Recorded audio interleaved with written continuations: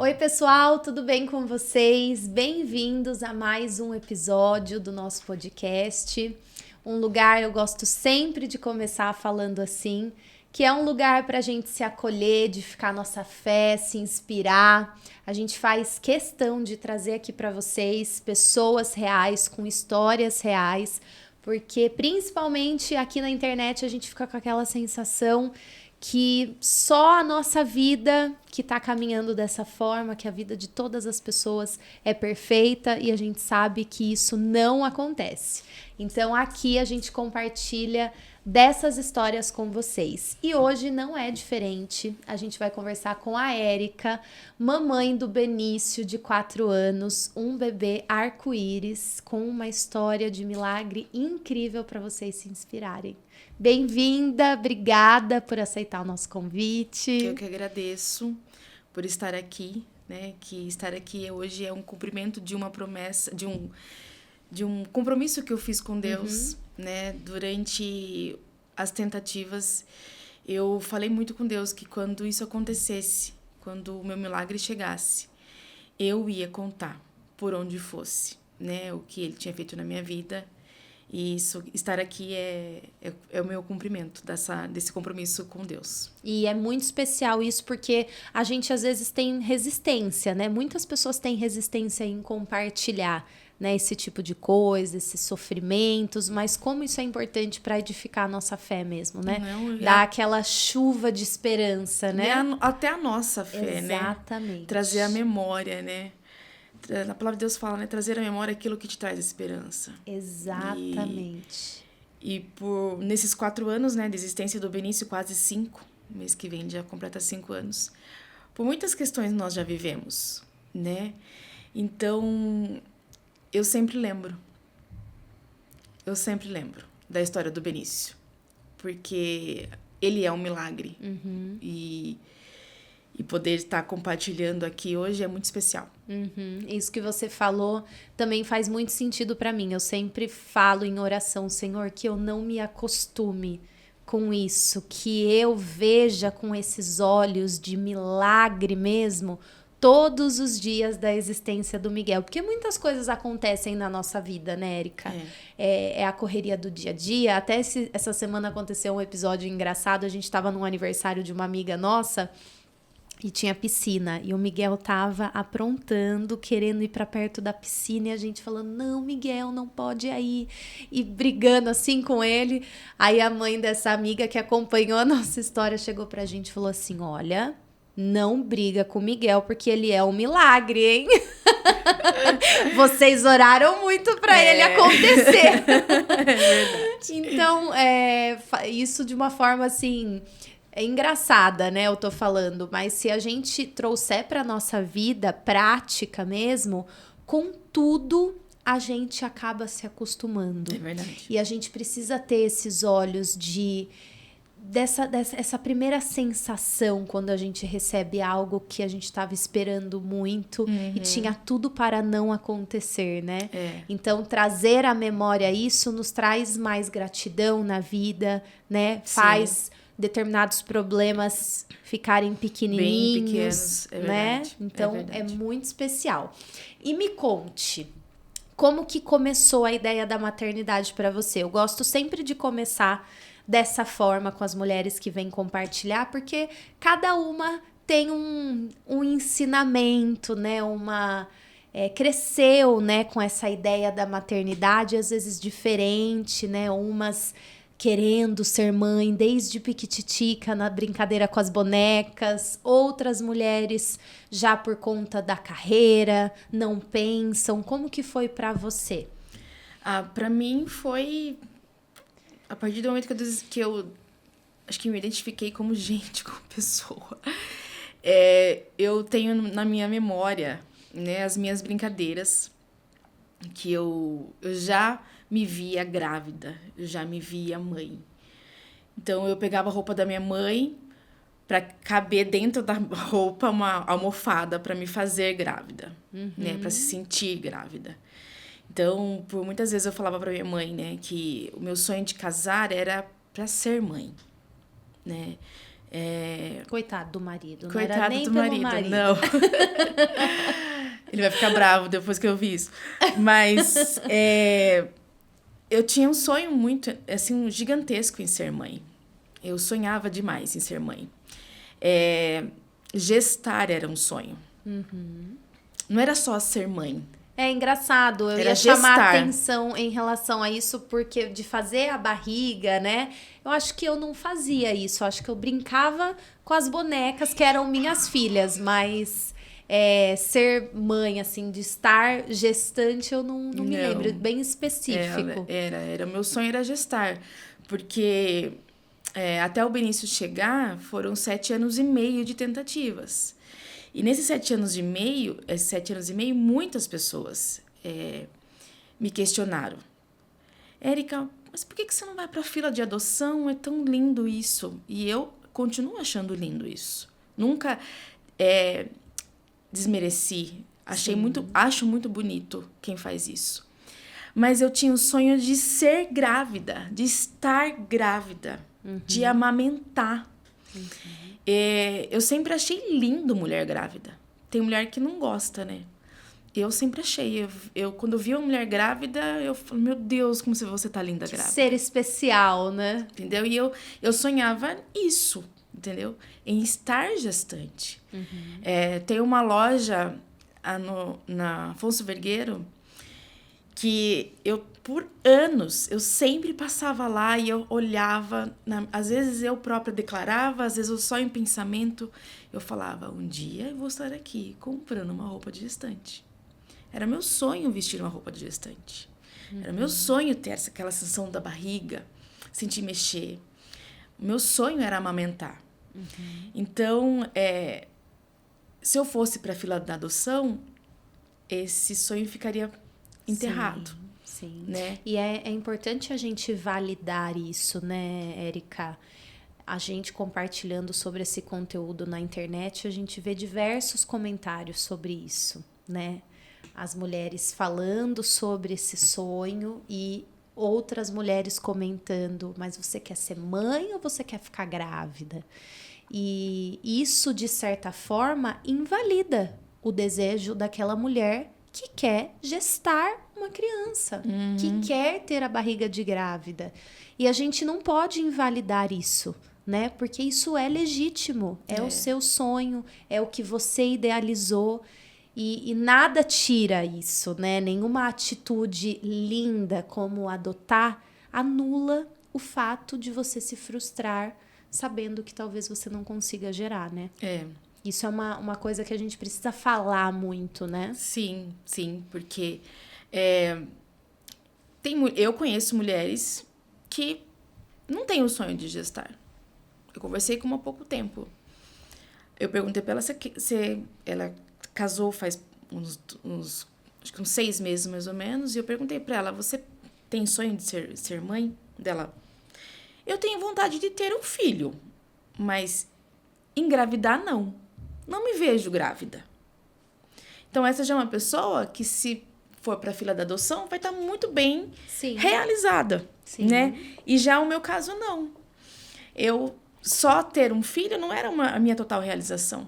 Né? Eu queria sentir a sensação do que era mesmo gerar um filho, sentir mexer e tudo mais, né? Amamentar, aquela sensação de eu queria tudo aquilo que é maravilhoso, né? Só nós aqui que temos já, que passamos por isso, podemos dizer o quanto é maravilhoso. Exato. E aí, quando você se casou com o seu marido, logo vocês já iniciaram essas tentativas ou não? Isso foi mais amadurecido nesse tempo do relacionamento? Por pouquíssimo tempo. Namoramos, foi namoro, noivado, 9 meses. Foi muito rápido. E, óbvio, eu falei com ele sobre o meu sonho de ser mãe, né? Acho que não muitas vezes, porque... Não deu tempo. Não deu tempo de falar muitas vezes sobre o assunto. Mas ele casou comigo sabendo que eu queria ser mãe. Porém, ele já tinha um filho na época, quando nós casamos. Ele já era pai. E... quando nós casamos, deu, acho que uns 6, 8 meses, eu já comecei a me programar. Quando fizer 1 ano de casado, eu não vou tomar mais anticoncepcional e eu quero engravidar. Aí ele falou, não, muito cedo. A gente acabou de casar, temos muitas coisas para viver. Falei, mas por que não viver junto com o filho? E aí foi um processo, né? Foi um processo, ele teve uma certa resistência, né? Porque ele foi pai muito novo, ele foi pai com 18 anos, então ele não teve uma experiência, assim, legal, né? Ele não tinha um relacionamento bacana, então foi praticamente no namoro, né, que a gestação ocorreu. Então, ele não construiu um relacionamento com a mãe do filho, né? Eles se separaram logo, ele tinha, acho que, 8, 9 meses. Então, ele não teve uma experiência muito legal. Então, ele tinha uns certos traumas, né? E na minha cabeça, não, né? Falei, esse daí é seu trauma. Cuide do seu trauma. Aqui não tem trauma, né? Aqui tem sonhos, né? Então, aí foi um processo, né? Mas também era assim, o ambiente onde a gente morava não estava apropriado e tudo mais. E aí eu fui entendendo, não, de fato não é o momento. Só que quando nós fizemos 3 anos de casados, aí eu já estava com 29 indo para 30. Falei, bom, agora eu não quero mais esperar. Agora a gente vai tentar. E aí ele aceitou e começamos a tentativa. Passou pela sua cabeça que você teria algum tipo de dificuldade? Jamais. Jamais. A minha mãe teve 3 gestações. E nós somos diferença de 2 anos. Mas cadinha, seguidinha. Eu fui a primeira, 2 anos depois minha mãe teve minha irmã, e 2 anos depois da minha irmã ela teve meu irmão. Foram assim, né, uma escadinha. E ela brinca, né, que se ela sentisse o cheiro da cueca do meu pai, ela engravidava. Então, jamais isso passou na minha cabeça. E na minha família, tanto da minha mãe quanto do meu pai, nunca teve ninguém com dificuldade para engravidar. Então, jamais isso passou na minha cabeça. Jamais. E aí você achou que nesse início de tentativa, logo, vocês já conseguiriam? Achei que ia ser muito rápido.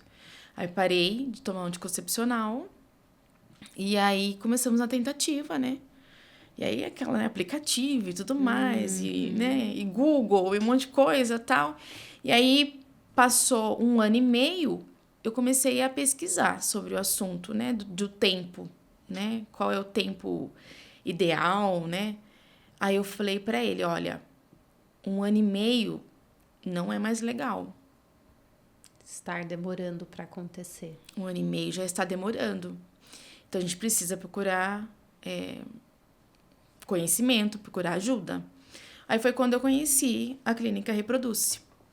E aí eu fui lá e aí eu descobri que eu tinha uns pólipos, mas era coisa assim. A doutora Daniela Barreto falou, vamos tirar, mas é o que tem aqui, que tá mostrando, mas não acredito que isso não seja alguma dificuldade, assim. Você não tinha nenhum sintoma? Olha, o que eu tinha era um fluxo muito grande, né? Mas a minha mãe também teve, então eu achava que isso era genética, tal. Mas até aí, todos os meus ginecologistas falavam que era normal. Até quando eu descobri que eu tinha esses pólipos, e aí ela falou, não, na retirada isso vai diminuir, vai melhorar e tudo mais. E continuei na tentativa. E aí passou 2 anos, nada. Quando ia completar 3 anos, eu falei, não, tá demorando demais. Vamos voltar lá. Voltamos lá. Daí eles decidiram fazer uns exames mais específicos. Um exame chamado esterossalpingografia, que quem já fez sabe o quanto é horrível. E ele falou, a gente precisa saber o caminho que tá ocorrendo aí, se tá tendo alguma obstrução, o que tá fazendo que você, de fato, não engravida. E aí foi quando eu descobri, né, por esse exame, que eu tinha endometriose. E já estava avançada. Já estava no nível avançado. Já tinha chegado até o intestino. Meu Deus! Já tinha ido para o intestino. E aí, quando eu descobri a endometriose, de cara, eles já me indicaram a FIV. Olha, é o melhor, por conta da sua idade, por conta do diagnóstico, a FIV é o melhor meio para você engravidar. Só que na época eu não tinha, era muito caro, né? 35 mil na época, não tinha esse dinheiro. Eu falei, bom, existe uma outra possibilidade? Eu falei, olha, existe tratamento para inibir a evolução da endometriose. Existe mulher que engravida com endometriose? Sim, mas também tem muitas que não. Eu falei, então eu vou ficar com essa possibilidade aí das que engravidam com endometriose.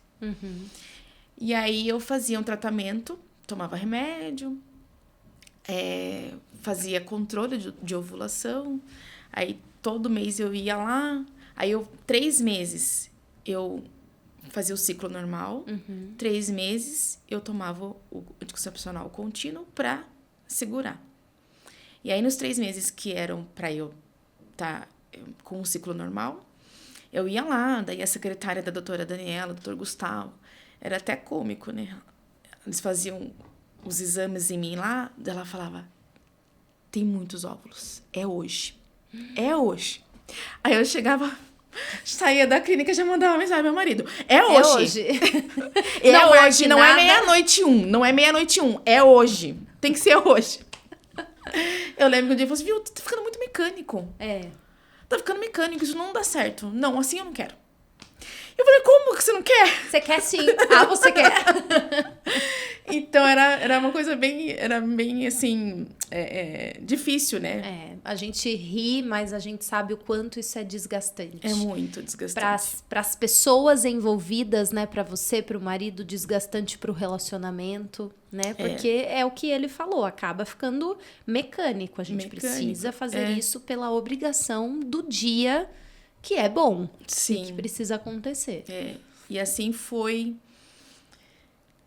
acho que 2 anos, 1 ano e meio. 1 ano e meio nesse processo aí. Aí, quando passou, isso já tinha passado 5 anos e meio, eu falei, não, tem alguma coisa errada? Não tá dando certo. Aí, acho que nesse período eu perdi o convênio médico, daí fiquei um tempo afastada da clínica, daí quando eu consegui o convênio médico, voltamos lá. Isso você já tava com 35 quase. quase 34. Aí, voltamos lá. Quando eu decidi, falei, não, agora a gente vai fazer a FIV. A gente ia vender o carro que a gente tinha, que era do valor da FIV, e nós íamos vender o carro e vamos fazer. Daí, né, os 3 lá, doutor Christian, Gustavo e doutora Daniela, falou, olha, Érica, legal, né? Importante essa sua decisão, porque você já passou dos 30 e poucos anos, então a FIV é a melhor escolha que vocês estão fazendo agora. Porém, o seu útero, ao redor do seu útero, nós temos muita inflamação, ao ponto das suas trompas estarem coladas atrás do útero. Porém, para a FIV, o que importa é dentro do útero estar limpo. Tem que estar limpinho. Tá bom. Mas a gente vai ter que fazer de novo o Estorosalp. Aí fiz. Deus. Pela 2ª vez, fiz. Acho que a FIV, esse exame, acho que eu fiz 3 vezes. Caramba. 3 vezes. Que eu lembro que foi na Biolabor e o médico chegou até a perguntar pra mim, o que te traz aqui pela 3ª vez? Eu tenho muitos anos de experiência nessa área e eu nunca atendi nenhuma paciente pela 2ª vez. Você é a 3ª? Eu falei, a minha vontade de ser mãe. Daí ele falou que seja a última, que você engravide dessa vez. Eu falei, amém, que seja. Porque não é fácil, não é fácil fisicamente, emocionalmente. É um exame terrível. E aí, fiz pela 3ª vez o exame. Aí, levei pro consultório. Isso era, acho que março de 2018, mais ou menos. E aí, quando eles abriram todos os exames, aí o doutor Gustavo pegou e falou, olha, Érica, infelizmente, aqui, pra nós, não existe nada que nós possamos fazer por você. Eu falei, como assim? E a FIV dele? Não dá pra fazer. Falei, por quê? Você tem um mioma dentro do seu útero. E ele é do tamanho de uma laranja. E não tem espaço algum. Se a gente fizer uma FIV em você, você pode nos processar. Porque não vai dar certo. Não vai dar certo. E aquilo ali foi assim, como se o chão tivesse se aberto na minha frente, um buraco gigantesco, e eu não encontrasse forças, assim, sabe? E Como que você tava, só desculpa te cortar, Erika, antes de Imagina. você continuar. Como estavam as suas expectativas indo para esse último exame, para ver dentro do útero? Você tava crente que ia dar certo dessa vez? Sim. Você não tinha nenhuma desconfiança de, Não. talvez tenha alguma coisa, tô sentindo alguma coisa? Não, eu tava crente, assim, que, na verdade, eu já tinha me convencido, porque uns anos antes, quando a primeira vez que eles sugeriram a FIV, eu falei, não, eu sirvo um Deus do impossível. Por que eu tenho que pagar 35 mil pra engravidar? Imagina, Deus pode colocar um filho na minha barriga. Não preciso pagar pra fazer isso. Só que aí os anos foram se passando, né? E aí eu fui me convencendo, ou sei lá, minha fé foi esfriando, não sei. E aí eu fui me convencendo que aquilo seria a minha única chance. Então eu fiz aquele exame com a minha total fé naquilo, sabe? E eu acho que foi aí que eu errei. Eu confiei neles. Confiei no processo. E quando eles me disseram isso, que não teria chance, que a chance de eu ser mãe seria apenas pela adoção, eu perdi totalmente as minhas forças. Aquilo me entristeceu demais. Eu fiquei muito abalada mesmo. Ao ponto de me esconder, tinha vergonha de falar isso para as pessoas. A única pessoa que soube dessa história foi o meu marido, eu não deixei ele contar para ninguém. Eu não tive coragem de se abrir com a minha mãe. Porque eu tinha a sensação que eu ia frustrar muitas pessoas. Além de estar frustrada, eu ia frustrar outras pessoas também, né? E me senti incapaz, né? Incapaz de gerar um filho. E aquilo doeu demais em mim. E aí eu fiquei um tempo escondida mesmo, sabe? E escondida porque eu achava que o mundo, todas as mulheres do mundo poderiam ser mãe e eu era a única que não. Era o sentimento que eu sentia, que eu tinha, né?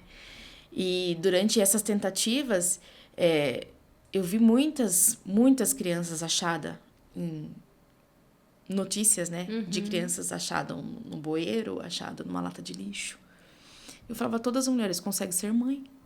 Até aquelas Até que não querem. Até as que não querem conseguem ser mãe. Por que eu não, né? E eu lembro que quando eles me deram esse diagnóstico, eu cheguei... O meu marido ficou muito desesperado, porque ele tinha uma fé gigantesca. Mediante esse diagnóstico, ele falou, amor, não se apegue a isso. Isso daí é só o que o homem tá falando. Mas o nosso Deus é Deus impossível. Ele pode mudar toda essa história. E eu não que eu não acreditasse nisso, no que ele falava. Eu acreditava. Porque a minha irmã teve um filho sem poder ter. Também foi uma gestação, assim, foi um milagre. Eu tive casos da família. Minha mãe foi curada de câncer. Meu irmão foi curado de uma infecção na perna e minutos antes de uma cirurgia para amputar a perna, Deus foi lá e mudou todo o quadro e hoje ele tem as 2 pernas. Então eu vi muitos milagres acontecer dentro da minha própria família. Então eu não desacreditava que meu Deus era um Deus de milagre, não. Mas eu cheguei a pensar que Deus tinha filhos prediletos. que eu não era uma delas. E esse dia eu declarei isso para o meu marido. E eu deixei ele, coitado, sem palavras. Porque ele não sabia o que me responder. Eu falei, eu não duvido que Deus possa fazer, mas eu acho que ele tem filhos prediletos e eu não sou uma delas. E eu acho que lá do céu ele não me vê pronta para ser mãe, ou ele olha para mim e fala que eu não mereço ser mãe. Era esse sentimento. Eu fiquei com esse sentimento. Foi tão forte a minha frustração que eu cheguei a esse ponto de duvidar do amor de Deus pela minha vida. Não era de duvidar do poder dele para fazer um milagre, né? Não, nunca. Do poder dele eu nunca duvidei. Mas eu cheguei a duvidar que eu seria capaz, que eu poderia ou não. E aí eu lembro que foi justamente nessa semana, no diagnóstico, eu tava indo pra faculdade e ao invés de entrar na faculdade, eu fazia a Unip. Ao invés de entrar na faculdade, eu entrei dentro da igreja onde eu frequento hoje, que é a igreja IF, Igreja da Família. E cheguei lá, participei do louvor e o pastor começou a pregar. E ele começou a pregar sobre Ana. Ana. Mas você, Ana. Justo Ana. E você acha que já não tinha ouvido palavra de Ana? 500 vezes. Milhões. De trocentos preletores. Mas a palavra de Deus se renova a cada manhã, né? Eu falei, ai, meu Deus, sobre Ana de novo. Eu já ouvi essa palavra trocentas vezes. Eu sei o que aconteceu com Ana. Mas tá bom. Eu não fui pra faculdade. Eu vou ficar aqui e eu vou ouvir essa palavra. E aí ele pregou sobre Ana.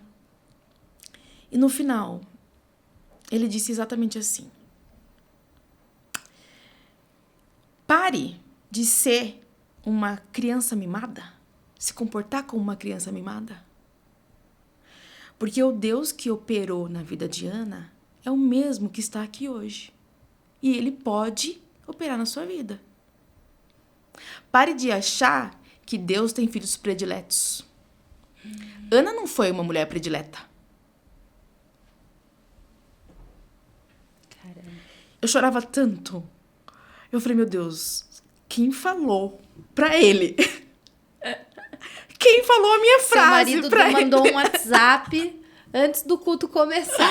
Alguém contou pra ele. Não é possível que alguém contou isso pra ele. E ali foi assim, um chacoalhão de Deus mesmo. Ali eu senti que Deus desceu do céu e usou aquele homem pra pegar em mim e falar, me fazer um chacoalhão. Ei, eu tô com você nessa. Há um propósito nisso. E aí, eu tinha que operar. Né? O doutor Gustavo, o Christian, a doutora Daniela falaram, olha, que você precisa operar. E precisa operar com urgência. Porque esse mioma, ele cresce a cada ciclo menstrual. Então, você precisa tirar esse mioma. Se a gente conseguir correr contra o tempo, a gente não garante, mas eu posso te dar aí 1% de chance de não comprometer o seu útero e a gente volta a conversar sobre a FIV. Falei, tá bom. Aí corri contra o tempo, marcando os exames, anestesista, hospital, tudo mais. Faltando, acho que 1 ou 2 semanas para a cirurgia, eu fui demitida do meu trabalho, onde eu tinha o convênio médico. Quando a empresa da seguradora me ligou, falou, olha, Erika, a partir de hoje você não tem mais cobertura. Eu falei, não, moça, eu tenho uma cirurgia para daqui 1 semana. Eu preciso. Ela falou, olha, infelizmente, né, você foi desligada e a empresa cancelou o seu contrato. Então, a partir de hoje você não tem mais cobertura. Meu marido, não, vamos fazer a cirurgia particular. A gente dá um jeito.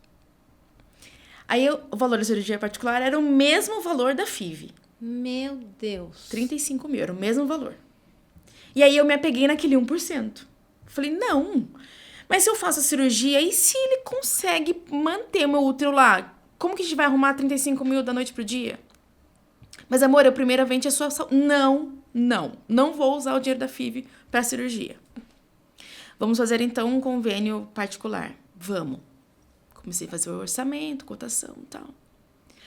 Para cirurgia, 10 meses. É isso que eu ia falar, é a carência, né? 10 meses de carência. Falei, meu Deus. E agora? Aí foi quando eu decidi, de fato, entregar-se literalmente nas mãos do nosso Deus. Eu entrei no meu quarto e falei com Deus, Deus, como se fosse você aqui. Falei, Deus, 7 anos e meio de tentativa. Um aborto. O Senhor sabe do meu sonho. O Senhor sabe que nós estamos falando aqui hoje do meu maior sonho. Mas eu fui até onde eu podia ir. Eu fiz tudo que estava ao meu alcance. Daqui para frente eu não tenho mais recurso. Eu não tenho mais ferramenta. Então eu entrego o meu útero nas tuas mãos. Faça dele o que o Senhor achar que tem que ser feito. Agora é contigo, Deus. Isso foi abril de 2018. Julho de 2018, eu consegui um emprego onde tinha um convênio médico. Falei para meu marido, vamos esperar o meu período de experiência passar. A gente volta lá na clínica. E a gente vê de novo a possibilidade de fazer a cirurgia. E isso, o tempo... Passando. Misericórdia. Quando eu voltei na clínica, a doutora Daniela que me atendeu. E ela falou assim, Érica, passaram-se 8 meses. Você teve ciclo menstrual?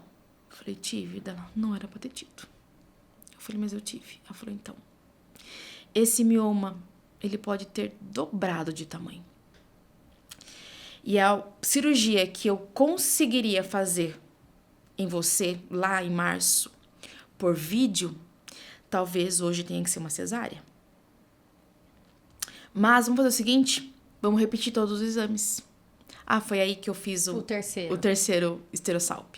Vamos repetir todos os exames, pra gente ver como que está, o tamanho que está. Tá bom. Quando eu tive o retorno com ela, isso já era dezembro de 2018. Já tinha dado 9 meses do último diagnóstico.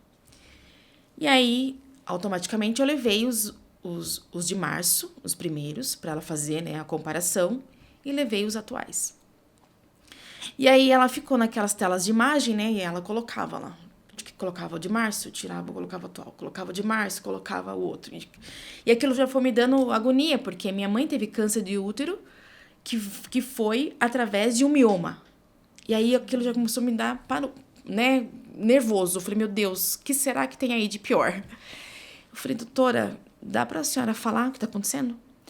Daí ela falou, olha, gente, desculpa o tempo que eu tô tomando de vocês, mas a questão é que eu não encontro palavras pra dizer pra vocês o que aconteceu. Eu falei, como assim? Dela, Érica, os exames de março. Ela colocou na tela. Aí o de março era tipo, a imagem, né? A maioria deles era imagem. Então, era uns borro, assim, era tipo uma coisa estranha, assim, meio esborrada. Daí tinha vários pontinhos brancos, né? Que ali era a endometriose. Eu não tinha imagem das minhas trompas, era só um borrão. Eu falei, tá vendo isso aqui? Isso daqui, esse borrão aqui é o mioma. Esses pontinhos aqui são todas as inflamações causadas pela endometriose. E você tá vendo que aqui a gente não vê nada, né? As suas trompas estão coladas atrás do útero. Agora eu vou colocar o de agora. No que ela colocou na telinha, eu via tudo. Eu via tudo. Aí eu olhei, ela falou assim, você tá vendo? Você tá assustada, né? Eu também tô. Se você não tivesse feito todos esses exames aqui com a gente, eu ia dizer pra vocês que esse exame aqui é de outra pessoa, não é seu. Eu ia dizer que foi trocado. Porque, Érica, esse exame aqui não tem nenhum ponto de endometriose. Como se você nunca tivesse tido endometriose. O mioma sumiu. E olha aqui as suas trompas na posição normal. Eu Falei, doutora, então a gente consegue fazer a FIV? Ela disse, FIV? Eu não vejo motivação para isso. Você está fisicamente perfeita para ter uma gestação normal. Naturalmente. Vamos fazer um trato. Se no prazo de 6 meses, porque você já está com 35 anos e meio, se no prazo de 6 meses vocês não engravidarem, aí você volta que a gente faz a FIV porque tá tudo limpo, tá tudo perfeito, não vejo por que não dá certo. Mas o contrário disso, não vamos fazer FIV, não. Isso foi dezembro de 2018. Aí ela me deu ácido fólico, já uns remédios para tomar em janeiro. Tomei. Fevereiro, eu participei de um culto, que teve culto de feriado de carnaval. Então, era culto... teve acho que um congresso na nossa igreja. E eu fui. E eu estava sozinha. Aí... No final da pregação, o pastor falou, olha, gente, eu não sei porquê, mas eu já ia entregar o microfone, mas Deus tá me incomodando aqui para falar, para orar por mulheres que já faz muito tempo que tentam engravidar. Levanta a mão aí, quem tá nessa posição. Eu falei, Deus, o milagre o Senhor já me deu. Tô aqui. Levantei a mão, e aí recebi a oração. Quando foi meu ciclo de março, eu descobri que estava grávida. E assim, todas essas tentativas, a única vez que o meu ciclo atrasou foi quando eu engravidei e logo em seguida eu perdi. Então, eu nunca tive essa sensação, ai, será que eu tô grávida? Não, porque meu ciclo sempre foi muito pontual. 30 dias cravados. A gente até pulou essa parte, eu acho, né? Pulamos. E aí, quando atrasou, falei, meu Deus... Atrasou um dia. Eu falei, ai, meu Deus, será que é? Eu falei, deixa eu atrasar mais um, né? Atrasou 2, eu deixei 5 dias atrasar. Pra ter certeza, né, de fato. E aí, quando eu fiz o teste, aí eu fiz logo aquele digital que apareceu lá. Grávida. 4 mais. Já tava de 1 mês já de gestação. E foi incrível. Incrível. Porque a sensação era assim... que eu era a única mulher grávida do mundo. Não me importava mais quem tava grávida, era eu, sabe? Eu me sentia a mulher mais linda. E eu ia falar pra você que se você tava relacionando essa questão com ser filha predileta, que filha predileta, né? Porque veio dessa maneira que não tem palavras mesmo. Não tem como a gente... duvidar que isso não é o agir de Deus. Pois é. Eu tenho esses exames até hoje, eu guardo isso, as 7 chaves. E foi a doutora Daniela Barreto, ela falou a única palavra que eu encontro para dizer para vocês é que vocês foram agraciados. O próprio médico, né, que trabalha com inseminação, que sabe muito... o negócio deles é ciência, é tudo muito certo... tudo probabilidade. Ela própria teve que declarar. Vocês foram agraciados. Uau. E aí foi. Quando eu tive a minha primeira consulta com a minha obstetra, eu perguntei pra ela. Doutora, dá pra saber mais ou menos quando eu engravidei? Pelas minhas semanas? Ela falou, dá pra saber. Uma média de 3 dias aí dá pra saber. Falou, olha, pelo cálculo aqui das semanas que você está grávida, você engravidou entre o dia 15 e 17 de fevereiro. E o dia que eu recebi a oração na igreja foi dia 17 de fevereiro. E eu lembro que eu saí do culto, eu falei, é hoje. É hoje eu vou lá procurar meu marido e é hoje. E aí eu falei pra ela, então foi dia 17. Ela, você sabe? Eu falei, sei, foi dia 17. Até nisso Deus mostrou pra mim, sabe? Que foi a mão dele. Foi o agir dele, foi no tempo dele. Sem nenhuma intervenção humana, né? Sem nenhuma intervenção humana. Porque a gente sabe que também é ele que prepara, né? De qualquer forma, claro, né? Ele que deixa dá a vida, inteligência pro homem, né? É ele que faz com que os médicos hoje alcancem todas essas ciências, a inteligência, assim, né? Não sou contra quem faz inseminação, de maneira nenhuma. Não sou contra. Mas eu acho que eu tinha que viver tudo isso para conhecer de fato, sabe? O amor e o cuidado de Deus com a minha vida. Sim. Eu tinha que viver isso. Essa história tinha que ser minha. Então, eu tinha que aprender a entregar, sabe? A aprender a descansar. Eu cantei por anos, por muitas vezes, eu declarei no altar da igreja que eu frequentava que o meu Deus era Deus de milagre. Então, eu tive que viver isso. Não só cantar, eu tive que viver isso.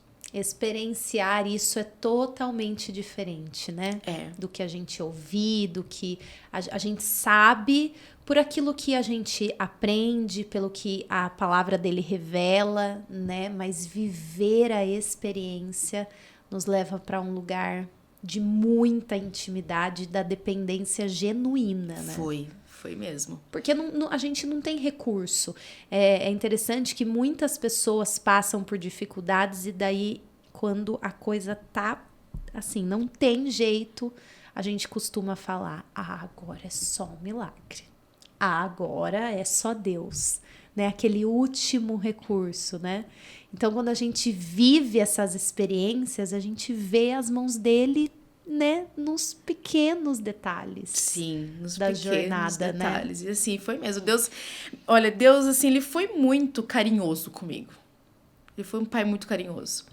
Porque durante esses 7 anos e meio, eu idealizei muita coisa, eu sonhei com muita coisa. Quando eu descobri que estava grávida, foi quando, na própria clínica, o Dr. Gustavo, foi quando eu descobri a endometriose. Nos exames deu endometriose avançada. E aí ele já ia nos mostrar o tratamento da FIV. Só que para fazer a FIV, eu tinha que estar com o exame intravaginal para ele ver como que estava dentro. E eu não tinha realizado até o dia da consulta. Aí ele pediu para realizar lá no consultório. E aí realizamos o exame lá. E aí, quando ele introduziu o ultrassom, ele se assustou e tirou. E começou a fazer ultrassom por fora. E aí, ele viu que eu estava grávida. Só que ele não falou pra mim. Ele falou para o meu marido que estava na sala dele. E quando eu cheguei na sala dele, meu marido de sorriso assim, eu falei, meu Deus, por que essa criatura tá rindo? Que eu tô aqui com uma notícia ruim e ele tá rindo, achando graça do quê? E aí eu tava grávida. E aí ele falou, Erika, esquece com tudo que eu disse, não sei como, mas você tá grávida. E aí foi um turbilhão de emoções, né? Tudo ao mesmo tempo. Tudo ao mesmo tempo, porque a mesma hora que ele tinha me dito que era só com a FIV, ele teve que voltar atrás e falar, não, você tá grávida. E só que foram só 2 semanas de gestação. Só que nessas 2 semanas eu vivi com tanta intensidade. Era tons de quarto, era nomes, significados de nome, aonde ia estudar, o que ia comer, o que ia vestir na saída da maternidade. Essas 2 semanas foram intensas. Todos os planos. Todos os planos. E aí, com menos de um mês, eu perdi. Eu descobri, tava com 9 semanas e perdi com 14 semanas. Nossa, tava já avançada. E aí eu perdi, levantei de madrugada pra fazer xixi, coisa que nunca acontece comigo, e aí vi que eu tava com sangramento. E foi uma situação bem chata, porque eu fui pro hospital e nessa época eu tinha o plano de saúde, era do hospital, que atendia, era um modelo. E o departamento onde fazia o ultrassom estava fechado. Eu cheguei de madrugada. Era 3:30 da manhã. E estava fechado. Não funcionava. E aí eu fiquei internada lá e não funcionava de madrugada. É uma tortura. Aí colocam você na maternidade, dividindo o quarto com quem está gestando, com quem está Ganhando o bebê. E eu fiquei com uma moça no trabalho de parto. Era normal o trabalho de parto dela. Então, ela ficou lá, gritando de dor. E eu lá, sem saber se eu tinha filho ou se eu não tinha. Porque a médica falou, você vai ter que esperar agora o departamento, o setor lá abrir, pra gente ver se você ainda está com o seu bebê na barriga ou não. E a notícia é cruel, né? Porque cheguei lá no cara, ele foi fazer o exame, começou a olhar, ele perguntou pro meu marido assim, qual que é o motivo do ultrassom? Daí meu marido falou assim, não, porque ela teve um sangramento e nós estamos esperando um bebê. Ela tá de, acho que tá de 13 ou 14 semanas. Ele falou, então estava. Nossa, Jesus amado. Assim. Então ela estava, porque tá limpo aqui, não tem nada aqui. É uma sensação, né? Um tratamento assim. A gente sabe, né, que pra eles é só mais um, né? Mas não deve ser, não né? Deve, não deveria ser, né? Porque pra gente é o seu sonho, é a sua realização, é um ser que tá ali, né? Então foi muito difícil essa perda pra mim, foi muito difícil, foi muito dolorosa. Mas era tudo um processo, né, que eu precisava viver, que eu precisava passar, que eu precisava vivenciar tudo isso, né, para Deus me dar o benício. E eu, por ser diabética, uma gestação para quem é dependente de insulina é muito mais complicado. É uma gravidez de risco. É uma gravidez já, de né? risco, tanto que a minha obstetra, ela teve que ser uma especialista, né? Mas, assim, Deus é perfeito. O meu controle glicêmico foi desde o dia que eu descobri que estava grávida até o dia que ele nasceu. Não teve curvas. O meu controle glicêmico foi... Não passou de... Era de 80 a 109, 80 a 110, 80 a 90. Todos os dias. Foi perfeito. Meu filho nasceu perfeito. Ele só nasceu de 37 semanas porque o bichinho tava muito gordo. Ele tava com 3,650 kg. Caramba! Com 37 semanas. Aí foi obrigado a nascer, né? Com 37 semanas. Aí eu lembro que ela me pegou de surpresa, né? Que ele tava programado pra dia 27 de novembro. E aí, era acho que dia 2 mais ou menos, o dia 3, eu fui no consultório dela. Era uma sexta-feira, eu acho. E aí, ela falou assim, a mala dele tá pronta? Eu falei, não. Porque é só daqui 20 dias que ele vai nascer. Dela, não. Ele vai nascer. Se der pra ele nascer hoje, ele tem que nascer hoje. Eu falei, como assim, doutora? Não dá pra nascer hoje. E ainda eu lembro que foi bem engraçado que meu marido ele tinha acabado de entrar no banco, né? Ele trabalha em banco, ele tinha acabado de entrar no Santander e ele tinha sido promovido, ele estava gerenciando uma equipe. E estava com a equipe, com 3 ou 4 funcionários na equipe dele. Ele falou, não, doutora, não pode ser hoje. E nem amanhã. Daí ela falou assim, pai, aqui o importante é o bebê. Não, porque não é que a senhora não entendeu. É porque eu tô gerenciando uma equipe e eu tô com um funcionário novo. Não, então vai lá, fica com o seu funcionário que eu posso deixar que eu levo a Erika pra maternidade. E foi assim, no susto, né? Ele nasceu. Só que naquele dia não tinha horário, né? Ele nasceu no dia 5.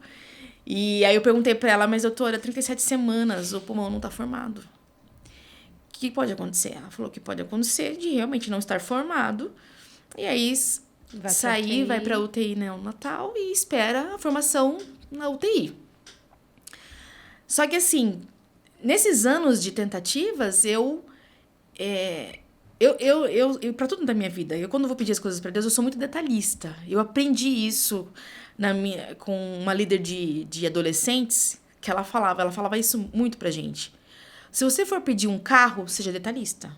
Se for pedir um marido, também seja detalhista. Vai pedir uma casa? Mais ainda, seja detalhista. Porque o nosso Deus, ele é Deus de detalhes. Exato. E quando eu pedia um filho, eu pedia... Eu queria gerar porque eu queria amamentar. Eu tinha o sonho de amamentar. Eu queria gerar, mas também não queria que meu filho tivesse complicações. Não queria ter que eu receber alta e ele ficar no hospital. Porque pra mãe diabética isso é muito natural, é muito comum. Mas pra mim eu não queria que acontecesse. Sim. E eu pedia isso pra Deus. E quando ela falou isso, eu falei, não, Deus, o Senhor é Deus de detalhes. E eu coloquei lá, Deus, que eu queria se receber alta no mesmo dia do Benício. Eu não aceito sair do hospital e ele ficar. E aí, quando ela tirou o Benício, na hora que ela tirou, eu já escutei um berro. Ela olhou assim, pulmão! Pulmão tá ótimo. Perfeito! Eu falei, glória a Deus. E aí, eu lembro que quando ela terminou de finalizar a cirurgia, teve umas consultas que eu perguntei pra ela, como eu queria muito amamentar. Eu falei, doutora, como que dá pra saber se eu vou conseguir amamentar? Dela, olha, dá pra saber quando a placenta é descolada. A partir do momento que a placenta descola, é ali que desce o colostro, aí dá pra saber se você vai ter bastante leite ou pouco leite, se vai ter leite ou não. Leite toda mulher tem, mas Sim. é quando descola de fato a placenta que dá pra... Nossa, eu não sabia disso. Aí, na hora que ela terminou de costurar, ela veio... Eu nem lembrava mais disso. Aí, ela veio, abaixou aquele bustier. Enorme, aquele bustier enorme. Ela abaixou o bustier. Vamos ver se vai ter leite. E apertou. Apertou. No que ela apertou, esguichou pro pano que tava na nossa frente, que fica na nossa frente. Dela, meu Deus, você vai ser uma vaca leiteira. Vai dar pra amamentar umas 10 crianças. E, de fato... Até a pega, porque eu estudei muito sobre isso, porque era meu sonho amamentar, sobre a pega. Eu estudei muito sobre isso. Eu falei, Deus, me ajuda, que ele faça a pega perfeita. Aí Deus colocou uma enfermeira abençoada, um anjo de Deus, que enquanto eu fiquei lá no pós-operatório, ela já trouxe ele pra mim, já me ensinou a fazer a pega. Eu já saí dali, dali do pós-operatório, dando mamar pro Benício. Tanto que a fono passou no dia seguinte... pra levar a gente pra salinha pra ensinar como que era, ele já foi mamando. Ela falou, você não é o primeiro, né? Eu falei, não, é o primeiro. Ela, nossa, mas tá de parabéns. Eu doava leite pra Santa Casa, de tanto leite que eu tinha. É porque ele faz completo, né? Tudo. Um milagre. Tudo. Esses completo. anos de espera valeram a pena. Nossa, muito. E ele é uma bênção na nossa vida, né? A gente é suspeito de falar do filho, né? Mas... ele é uma bênção em nossas vidas, ele é uma criança incrível, ele sabe da história dele. É isso que eu ia perguntar, ele sabe que ele é um bebê milagre? Ele sabe da história dele. E às vezes quando ele tá com dor, com alguma coisa, ele fala, mãe, ora pra Jesus pra ele me curar igual ele curou a sua barriga. Então ele sabe, e ele sabe não só, né, de como aconteceu, e ele sabe hoje do Deus, né, do milagre que Deus operou, do poder de Deus sobre a mãe dele, sobre a vida, sobre a nossa história. Ele sabe de tudo isso. E hoje, Érica, você não teve mais endometriose, sinais de endometriose, nada? Não. De mioma, então nem se fale. Não. Que 6 meses depois, a gente que tem, quando faz o parto cesárea, 6 meses depois você tem que fazer o intravaginal para saber se cicatrizou, se tá tudo no lugar. Aí até o médico perguntou na época se pretende ter outro. Aí eu falei, provavelmente quando ele fizer 1 ano, acho que sim. Aí ele falou, então se pode se preparar, porque olha, tá tudo perfeito aqui pra você ter outro. Caramba. E nunca mais eu tive nem sinais. Voltou. E é engraçado, né, que endometriose não tem tratamento a não ser a cirurgia, que é a retirada do útero, né? Ou raspagem, né? É a única forma de se dizer assim, fui curada da endometriose. É só isso. Mas ainda assim ficam as lesões ali, né? A sua que tava no intestino, né? Não, o meu não. O meu foi assim, Deus tirou aquele útero podre e colocou outro. Olha, se isso não edificar a nossa fé, eu não sei mais o que edifica. É verdade. Né? É. E eu acho que mais do que isso fica essa lição que todos nós somos filhos prediletos. Sim, todos. Né? Todos de que não tem um que é mais ou que é menos. Não. Todos nós somos, né? E para cada um de nós, Deus já desenhou um propósito, né? Sim. E um propósito lindo, né? Que o processo, muitas das vezes, é doloroso. né? Todo o processo, né? Passar pelo deserto não é fácil. Assim como foi com Moisés, né? Moisés e aquele povo não foi nada fácil. Mas é o passar. O final dali é só milagre. É só poder de Deus. Então, se você está passando por um momento que talvez nem seja a espera de um filho, né? Pode ser outras questões. Sim. Mas saiba que esse é um processo de Deus para a sua vida. É para a sua história. Deus tem uma história sobre esse seu processo. E quem que tem que contar essa história é você. É só você que pode contar. E como que você está passando por esse deserto? Como que você está preparando, né, o ambiente para receber o milagre? Existe um milagre para você alcançar. E quando esse milagre chegar, como é que você vai estar? Exatamente. Como é que você vai estar? Então a gente não pode duvidar, né, do poder do nosso Deus. E é somente crer que é um processo que faz parte, que eu preciso passar e que é só uma história para eu contar. É só um milagre para eu vivenciar, testemunhar mais uma vez, né? Exatamente. Você pulou uma parte importante aqui do podcast. Ah, é? Porque eu falo que no final é para deixar um recado, mas você já deu. Verdade? E isso é o que você falou, para independente do que seja, né? Que todos nós estamos a todo momento enfrentando alguma coisa, né? Buscando algo. Às vezes a gente está naquela situação em que parece que nada está acontecendo e que nem eu consigo definir o que eu quero, qual que é o meu sonho, eu tô naquele limbo. Então, em todo momento da nossa vida, a gente está passando por algum processo. E essa questão de como a gente está se preparando é muito especial, porque nessa preparação tem tantos aprendizados. Nossa, muito. Tem tantas experiências com Deus. Muitas. Tem tanto estreitamento, né, para acontecer, tanto do nosso relacionamento com Deus, quanto de nós mesmas, quanto no nosso relacionamento com o nosso marido. Até relacionamentos assim, com mãe, com pai, com um amigo, né? Então, eu sempre falo, o processo, o deserto é o ambiente perfeito para essas coisas acontecerem, para a gente estar atento a Deus, à voz dele, né? Estar sensível. Porque quando tudo tá caminhando bem, quando as coisas estão aparentemente se encaixando, a gente só vive, só desfruta. É verdade. Né? Mas esse é o momento que a gente para e atenta aos nossos ouvidos, né? Eu, quando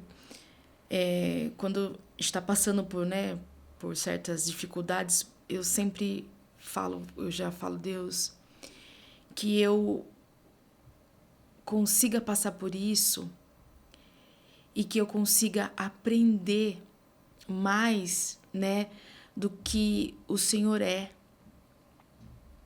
Porque Deus te livra de muitas coisas, Deus te ensina, Deus cuida, Deus, né, durante o processo, assim como foi com o povo, né, no deserto. Deus derramava o maná, né, Deus abriu o mar, Deus fez muitas coisas. Mas foram poucos ali que aprendeu de fato quem era Deus. Né? Então, e é nesses momentos que nós devemos, né, parar. Eu tô passando por isso, mas não é só para eu só passar e para eu no final contar o milagre que Deus tem para minha vida. Não. Eu tô passando por isso para eu aprender algo. E esse aprender algo, tenha certeza, esse aprender algo é aprender algo de Deus. Exato. Porque quando você decide, né, ouvir, parar, assim como quando você vai ler a sua Bíblia, vai fazer o seu devocional, Muitas vezes a gente procura abrir a palavra de Deus para uma palavra de edificação, né? Uma palavra de ânimo, uma palavra de... Não que isso não aconteça. Mas a maioria, se você for analisar todo o versículo bíblico, toda a passagem bíblica, é falando algo de Deus. Sobre o que Ele é. Sobre o que Ele fez. Sobre o que Ele fará. Sobre o que Ele espera de nós. Sobre o que Ele espera. É sobre Ele. Sim. É sobre Ele. Então, a nossa leitura bíblica, a nosso devocional, que seja para aprender sobre Ele. Sim. Que quando você... E, de fato, é impossível isso não acontecer. Você aprende... Quando você para analisar o caráter de Cristo, o que você descobre? O quão longe eu tô de Cristo. Quão pequeno Quão a gente pequeno é, eu sou. Falho, Quão né? falho eu sou. E aí é nessas descobertas que você consegue decifrar. Nossa, eu posso melhorar aqui. Eu posso melhorar ali. Exatamente. É diferente, né?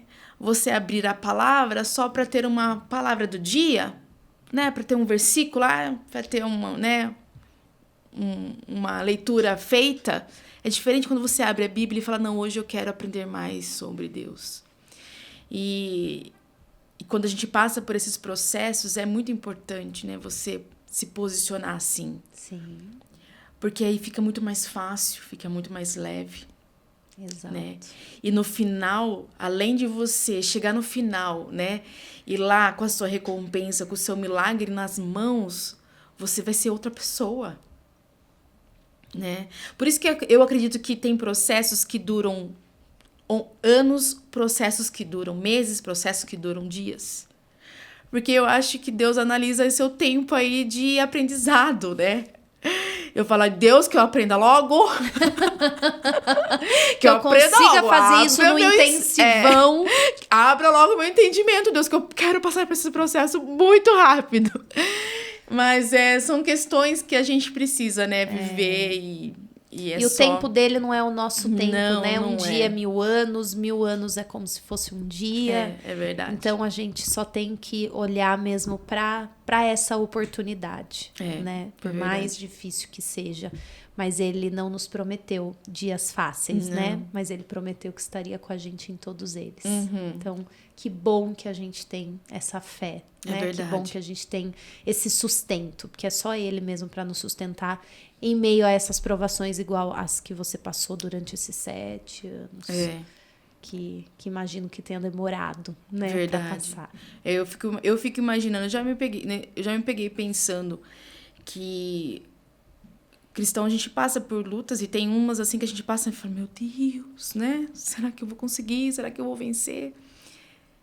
Aí eu me pego pensando, falei, meu Deus, essas pessoas que não creem em Deus, né? Como que passam, né? Porque também passa por dificuldades, né? Todo ser humano passa por dificuldades. E como que passa? Se agarra ao quê? Acredita no quê? Exatamente. Eu fico indignada com isso, porque é muito diferente quando você tem um Deus, quando você tem, né, uma fé ali, né? Você acreditar que tá caindo uma tempestade, mas na palavra de Deus que hoje vai ser um dia... Tá me dizendo que hoje é um dia ensolarado? Eu vou sair sem capa. Porque Deus tá falando que hoje vai ser um dia ensolarado. Então, é muito gratificante, né? Você hoje poder falar, eu sou escolhida, né? Eu sou escolhida por Deus, né? Deus me amou primeiro. Exatamente. Né? Hoje, se eu estou aqui, se eu hoje estou declarando o amor dele, estou declarando o poder dele, é porque ele me escolheu primeiro. Exato. Então, a gente tem que mesmo agradecer e ser grato a Deus, né? Por tudo que a gente vive, porque sabemos que é plano dele, é propósito dele, é desejo dele sobre as nossas vidas. Exato. E é por isso que a gente está aqui também, para falar sobre esse Deus, para aquelas pessoas que ainda não tiveram esse encontro, né? Que ele é um pai que cuida de nós, que está acessível. A Érica não é melhor, eu não sou melhor. Ninguém é mais, quando eu conseguir ser assim, eu vou conseguir ter esse acesso. Não. Ele morreu para perdoar o pecado de todos nós, sem exceção, né? Ele veio, enviou o seu filho para todos. E ele é um Deus acessível. Então, um dos propósitos disso que a gente está fazendo aqui é esse também, né? Trazer que existe esse Deus, que existe esse Pai que não nos prometeu só coisas boas, mas prometeu que ia cuidar de nós, ia nos sustentar.